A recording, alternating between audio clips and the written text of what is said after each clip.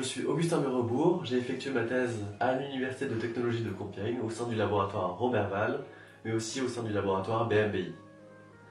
La thèse apporte beaucoup de connaissances scientifiques, mais c'est surtout une expérience humaine. Ma thèse s'intitule « Apport des techniques de fabrication additive pour la réalisation d'implants personnalisés, application à la chirurgie réparatrice de la main ». En fait, il s'agit de développer un implant articulaire géométriquement adapté au patient et de le réaliser par fabrication additive métal, c'est-à-dire par impression 3D, afin de compléter l'arsenal des solutions thérapeutiques de l'arthrose à la base du pouce entre l'os trapèze et l'os métacarpe. Les personnes qui souffrent de cette pathologie ont une véritable perte de leur qualité de vie, car leur articulation a perdu leur mobilité et est très douloureuse. Les gestes comme s'habiller, boire ou encore manger deviennent compliqués. L'arthrose, d'un point de vue beaucoup plus anatomorphologique, va déformer de façon très forte et de façon significative l'os trapèze qui est ici.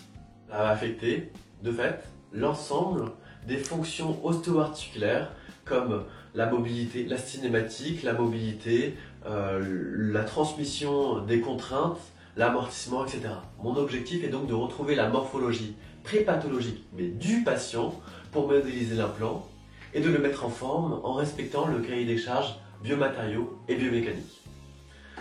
Avec l'impression 3D, il y a une énorme flexibilité de conception, mais elle entraîne aussi de nombreuses variations des caractéristiques matériaux et de surface qu'il convient de maîtriser pour la résistance à l'usure, pour la biocompatibilité, en fait pour diminuer les risques pour le patient. Il s'agit donc d'une thèse très multidisciplinaire. Mes journées étaient de fait extrêmement variées. J'ai eu l'occasion de travailler avec beaucoup de chercheurs, d'enseignants-chercheurs à l'UTC, mais aussi en dehors de l'UTC avec des collaborations. Par exemple, au début de la thèse, j'étais davantage avec le chirurgien pour designer l'implant, créer la procédure d'implantation, effectuer des tests de performance sur cadavre à l'école de chirurgie de Paris, au Fer-à-Moulin.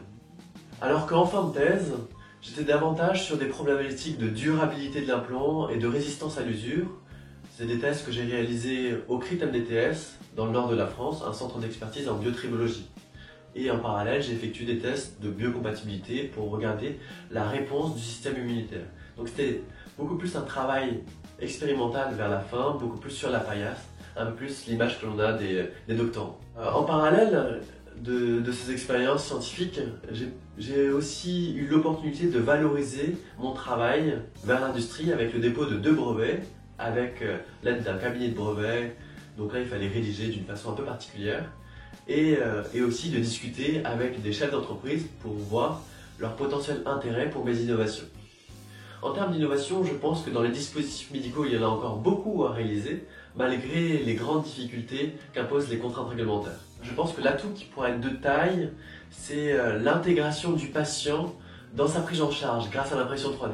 Par la possibilité de faire des implants sur mesure, le patient pourra prendre conscience vraiment que l'on utilise ces datas, que l'on utilise ces données pour améliorer sa condition, pour améliorer son soin.